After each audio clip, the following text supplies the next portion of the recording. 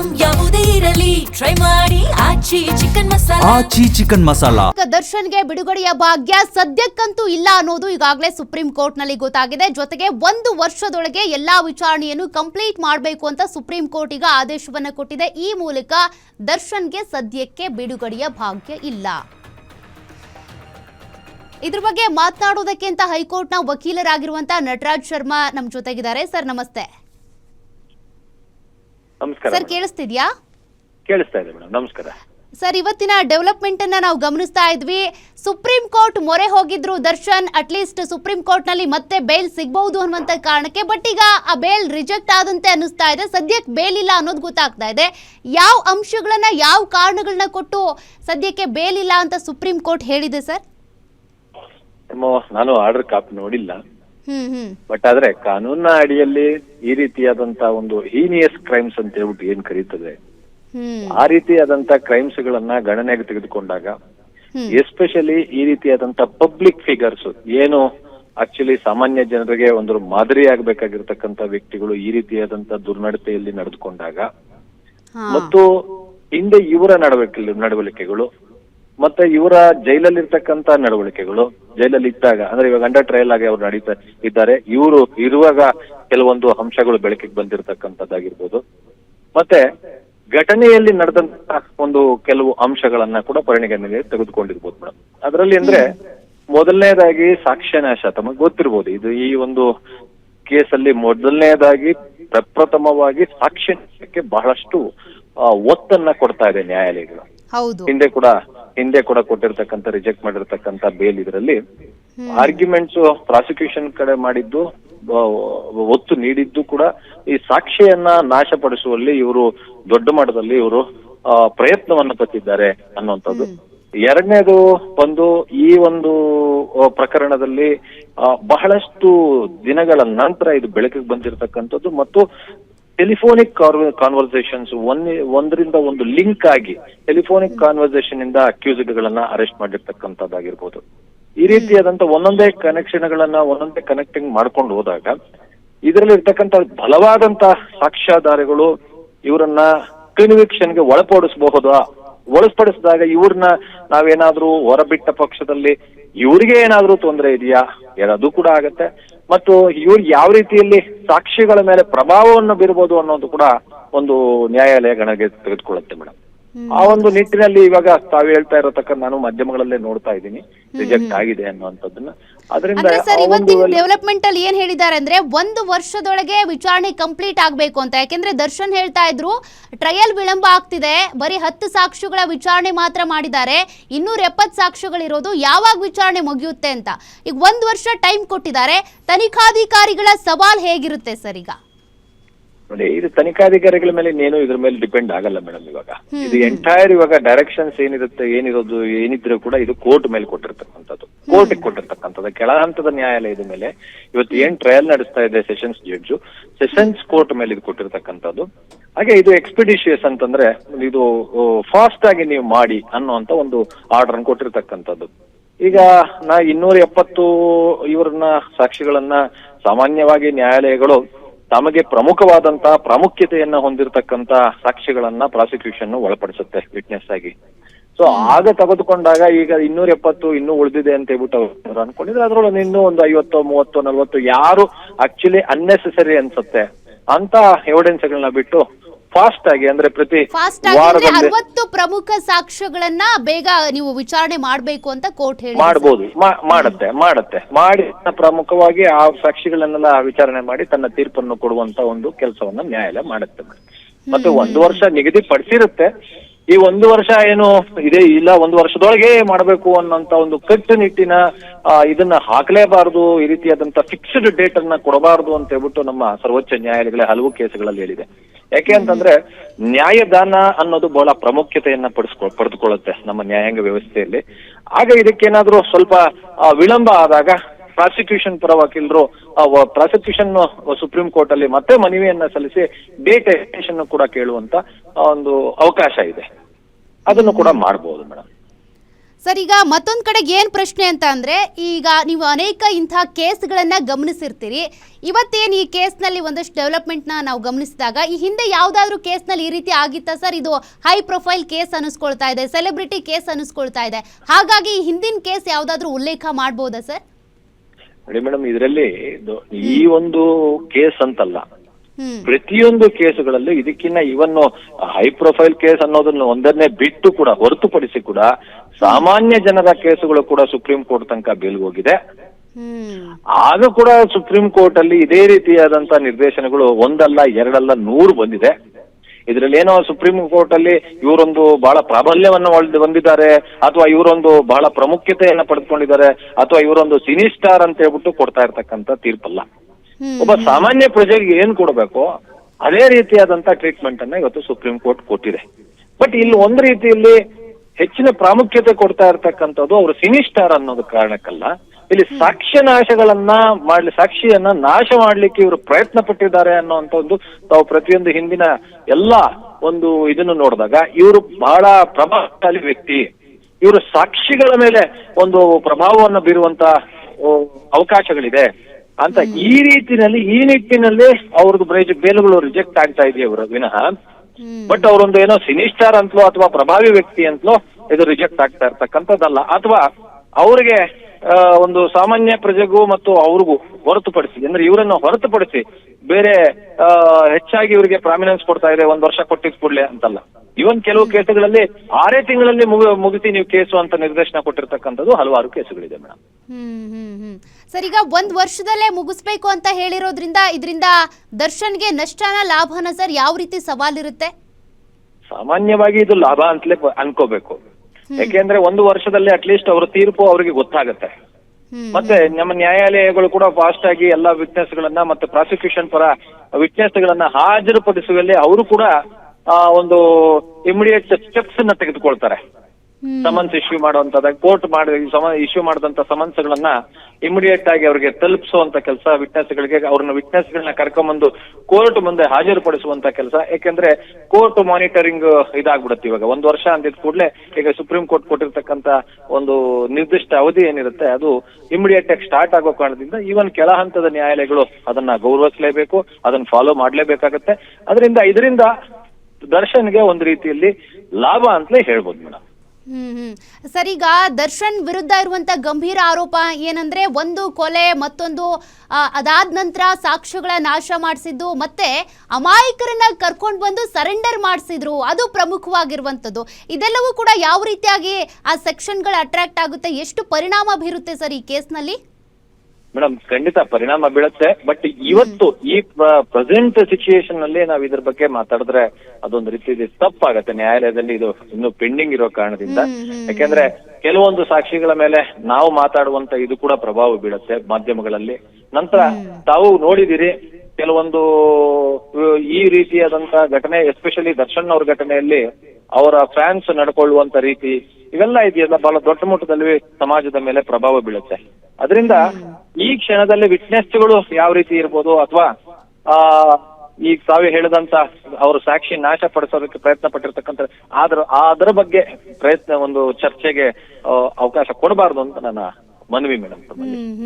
Sir, ಈಗ ಮುಂದಿನ ನಡೆ ಏನು ಸರ್? ದರ್ಶನ್ ಪರ ವಕೀಲರೀಗ ಮುಂದೆ ಏನ್ ಮಾಡಬಹುದು, ಏನ್ ಮಾಡಬಾರ್ದು, ಹೆಂಗೆ ಅಂತ? ಮೇಡಮ್, ಇವತ್ತು ಏನು ಬೇಲ್ ಒಂದ್ಸಾರಿ ರಿಜೆಕ್ಟ್ ಆಗಿದ್ ಕೂಡಲೇ ಮತ್ತೆ ಅವರು ಹಾಕೋಬಾರ್ದು ಅಂತಿಲ್ಲ. ನಮ್ಮಲ್ಲಿ ಎನ್ ನಂಬರ್ ಆಫ್ ಬೇಲ್ಸ್ ಅನ್ನ ಹಾಕಬಹುದು, ಯಾವುದೇ ರೀತಿಯಾದಂತ ರಿಸ್ಟ್ರಿಕ್ಷನ್ ಇಲ್ಲ.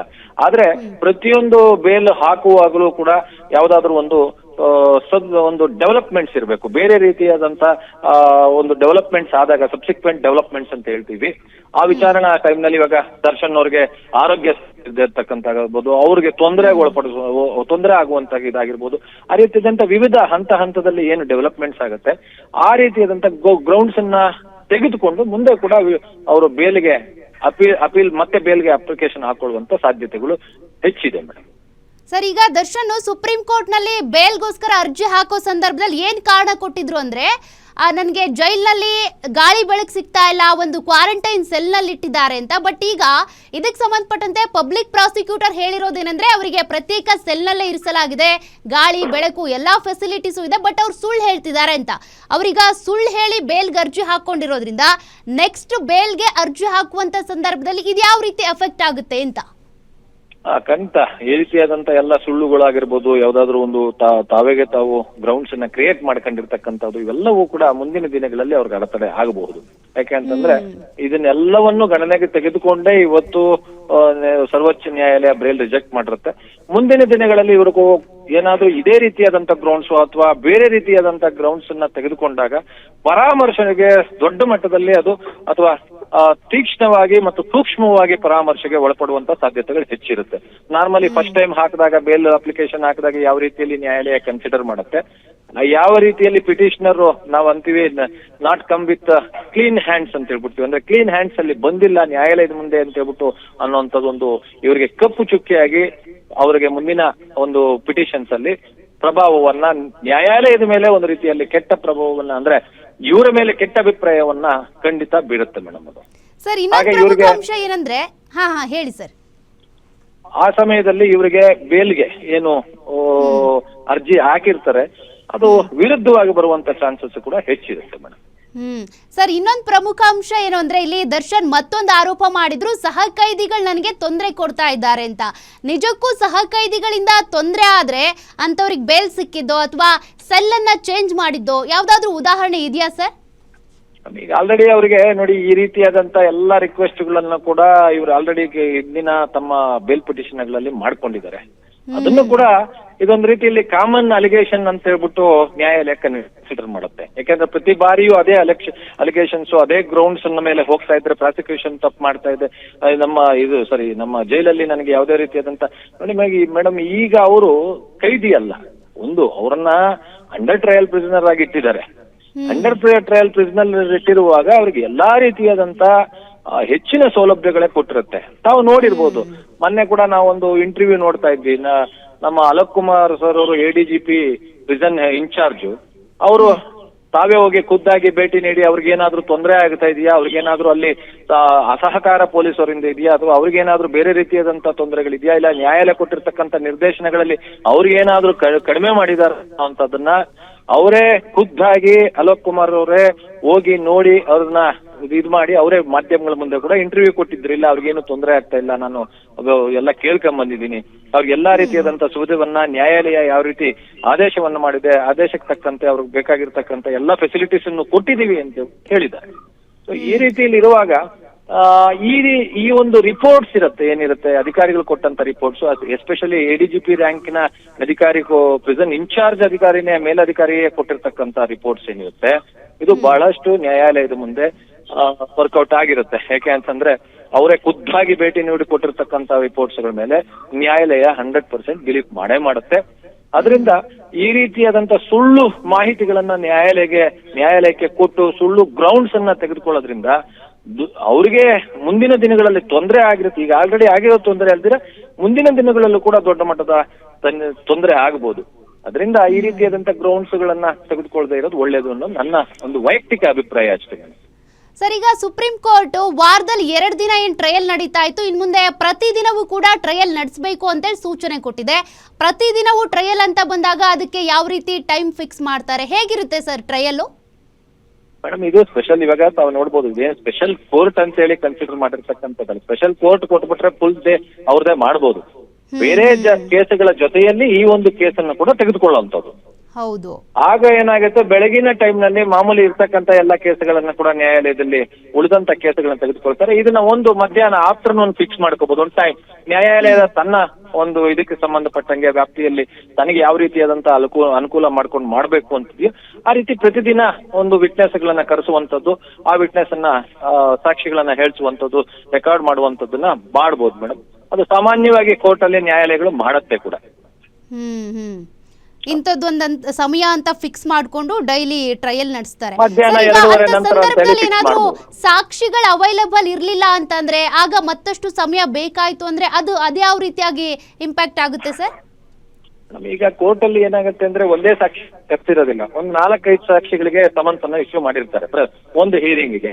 4 ಇಂಥ ಕೇಸುಗಳಲ್ಲಿ ಎಸ್ಪೆಷಲಿ ಕಡಿಮೆ ಸಾಕ್ಷಿಗಳಿದ್ರೆ 1, 2, 2, 3 ಕೊಡ್ತಾರೆ ಸಮನ್ಸು. ಅದು ಹೊರತುಪಡಿಸಿ ಜಾಸ್ತಿ ಜನ ವಿಟ್ನೆಸ್ ಗಳಿದ್ದಾರೆ ಅಂದಾಗ 4-5 ಜನಕ್ಕೆ ಕೊಟ್ಟಿರ್ತಾರೆ.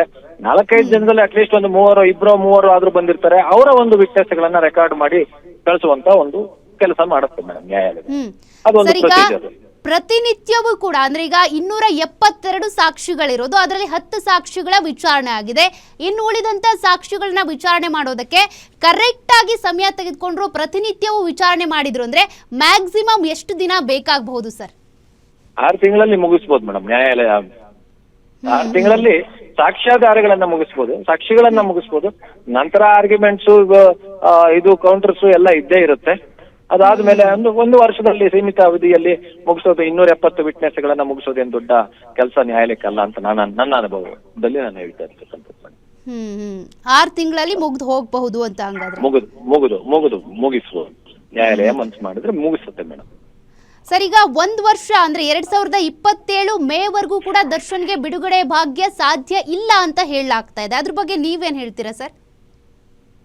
ಇದೊಂದು ರೀತಿಯಲ್ಲಿ ನೋಡಿ, ಪಬ್ಲಿಕ್ ಇಂಪಾರ್ಟೆನ್ಸ್ ಇರ್ತಕ್ಕಂಥ ಕೇಸು. ಎರಡನೇದು ಹೀನಿಯಸ್ ಕ್ರೈಮ್.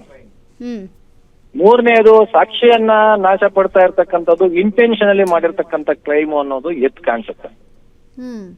ನೀವೇ ನೋಡಿರ್ಬೋದು, ಹಿಂದೆ ಸುಪ್ರೀಂ ಕೋರ್ಟ್ ಹೇಳಿತ್ತು, ಸಾರ್ವಜನಿಕ ಇದರಲ್ಲಿ ಇರ್ತಕ್ಕಂಥ ವ್ಯಕ್ತಿಗಳು ಬಹಳಷ್ಟು ಎಚ್ಚರಿಕೆಯಿಂದ ಕಾಲಿಡಬೇಕಾಗತ್ತೆ. ಅವರು ಒಂದು ಸಾರ್ವಜನಿಕರ ಮೇಲೆ ಪ್ರಭಾವವನ್ನ ಅತಿ ಹೆಚ್ಚು ಬೀಳ್ತಾರೆ. ಇದು ಒಂದು ಕೇಸಲ್ಲಿ ಇರ್ತಾ ಇರ್ತಕ್ಕಂಥದ್ದಲ್ಲ.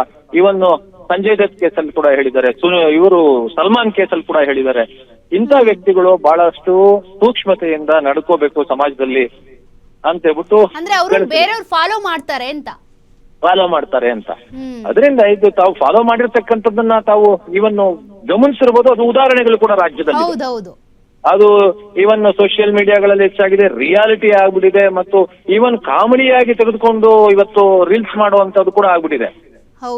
ಈಗ ಎಲ್ಲೂ ತನಕ ಆಗಿದೆ ಅಂದ್ರೆ ಒಂದು ರೀತಿಯಾದಂತ ಒಂದು ಹ್ಯಾಶ್ ಟ್ಯಾಗ್ ಆಗ್ಬಿಟ್ಟಿದೆ, ಶೆಡ್ಗೋಗೋಣ ಬಾ ಅನ್ನುವಂಥದ್ದು ಹ್ಯಾಶ್ ಟ್ಯಾಗ್ ಆಗಿದೆ. ಇದನ್ನೆಲ್ಲವನ್ನು ಕೂಡ ನ್ಯಾಯಾಲಯಗಳು, ಪತ್ರಿಕಾ ಮಾಧ್ಯಮಗಳು, ವಿಜಿಲೆನ್ಸ್ ಡಿಪಾರ್ಟ್ಮೆಂಟ್ ಎಲ್ಲವೂ ಕೂಡ ನ್ಯಾಯಾಲಯ ಗಮನಿಸ್ತಾ ಇರುತ್ತೆ. ಇದನ್ನ ಸಾಮಾನ್ಯ ವ್ಯಕ್ತಿಗಳಿಗೆ ಗೊತ್ತಾಗೋದಿಲ್ಲ. ಏನೋ ಅವರೊಬ್ರು ಮಾಡಿದ್ರು, ನಾವು ಮಾಡಿದ್ರೆ ಏನಾಗುತ್ತೆ ಅನ್ನೋಂತ ಒಂದು ಸಾಮಾನ್ಯ ಪ್ರಜೆಗಳು ಅದನ್ನ ಫಾಲೋ ಮಾಡ್ತಾರೆ.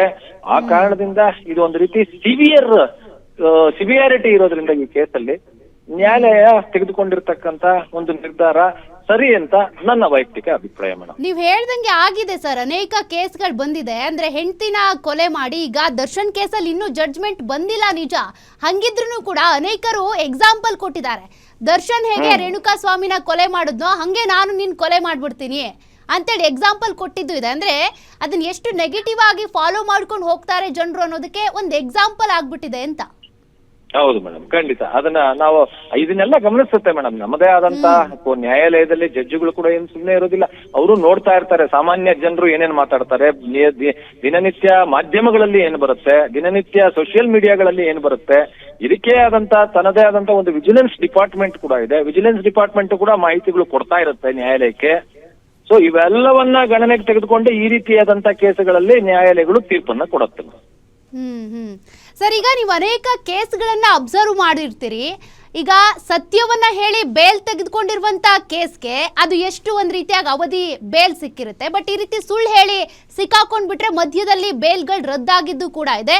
ಬಟ್ ದರ್ಶನ್ ಕೇಸಲ್ಲಿ ಎಷ್ಟು ಸಾಧ್ಯತೆ ಇದೆ ಸರ್ ಮುಂದೆ ಬೇಲ್ ಸಿಗಬೇಕು ಅಂದ್ರೆ? ಯಾಕೆಂದ್ರೆ ಈ ಹಿಂದೆ ಅನೇಕ ಸುಳ್ಳುಗಳನ್ನ ಹೇಳಿದ್ದಾರೆ, ಆರೋಪಗಳನ್ನ ಮಾಡಿದ್ದಾರೆ. ಅದರಿಂದ ಬೇಲ್ ಸಿಕ್ಕು ಮತ್ತೆ ಕ್ಯಾನ್ಸಲ್ ಆಗಿದೆ ಅನ್ನುವಂತ ಆರೋಪಗಳಿದೆ. ಹಾಗಾಗಿ ಖಂಡಿತ ಇದು ನಾನು ಆಗ್ಲೇನೆ ಹೇಳ್ದೆ, ಇದು ಒಂದ್ ರೀತಿಯಲ್ಲಿ ಈ case rarest of the rare case ಅಂತ ಹೇಳ್ಬೋದು. ಹೀನಿಯಸ್ ಅಂತ ಹೇಳ್ಬೋದು. ಯಾಕೆಂತಂದ್ರೆ ಒಬ್ಬ ವ್ಯಕ್ತಿಯನ್ನ ಬರೀ ಕೊಲೆ ಮಾಡಿರ್ತಕ್ಕಂಥದ್ದಾದ್ರೆ ಅದನ್ನ ಗಣನೆ ತೆಗೆದುಕೊಳ್ಳೋದು ಬೇರೆ. ತಾವ್ ಹೇಳ್ದಂಗೆ ನ್ಯಾಯಾಲಯಗಳು ಬೇಲ್ ಕೊಡುವಾಗ ಸ್ಪಷ್ಟತೆಯನ್ನ ಪ್ರತಿಯೊಂದು ಸರ್ಕಮ್ಸ್ಟೆನ್ಷಿಯಲ್ ಎವಿಡೆನ್ಸ್ ಹೇಳ್ತೀವಿ.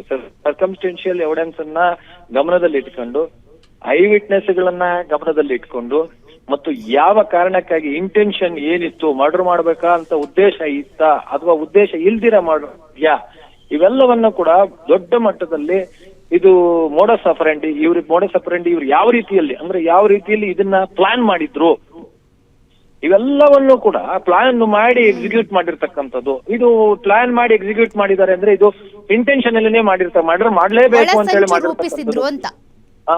ಈ ರೀತಿಯಾದಂತ ಎಲ್ಲ ಪಾಯಿಂಟ್ಸ್ ಅನ್ನ ನ್ಯಾಯಾಲಯ ತನ್ನ ಗಮನಕ್ಕೆ ತೆಗೆದುಕೊಳ್ಳುತ್ತೆ ತಾನು ಮಾಡುವಾಗ, ತಾನು ಒಂದು ತೀರ್ಪನ್ನು ಕೊಡುವಾಗ. ಸೊ ತಾವೇ ಹೇಳ್ದಂಗೆ ಮುಂದಿನ ದಿನಗಳಲ್ಲಿ ಇವಾಗ ಆಲ್ರೆಡಿ 1 year ಕೊಟ್ಬಿಟ್ಟಿರೋ ಕಾರಣದಿಂದ ಒಂದು ಟೈಮ್ ಲಿಮಿಟ್ ಸೆಟ್ ಮಾಡಿದೆ ನ್ಯಾಯಾಲಯ. ಇವತ್ತು 1 year ಒಳಗೆ ನೀವು ಈ ಟ್ರಯಲ್ ಅನ್ನ ಎಕ್ಸ್ಟ್ರಾರ್ಡಿನರಿ ಸಿಚುಯೇಷನ್ ಏನಾದ್ರೂ ಅರೈಸ್ ಆಗಿ ದರ್ಶನ್ಗೆ ಏನಾದ್ರೂ ತೀರಾ ಅಲ್ಲಿ ಹೆಲ್ತ್ ರೀಸನ್ಸ್ ಇದಾಗಿ ಅವ್ರಿಗೆ ಅಲ್ಲಿ hospital jail hospital, prison hospital treatment ಕೊಡ್ಲಿಕ್ಕೆ ಅಸಾಧ್ಯ ಅಂತ ಹೇಳಿ ಅನ್ಸುತ್ತೆ. ಫಾರ್ ಎಕ್ಸಾಂಪಲ್ ಇವತ್ತು ನೀವು ಜನಾರ್ದನ್ ರೆಡ್ಡಿ ಅವರ ಕೇಸ್ ನೋಡಿರ್ಬೋದು.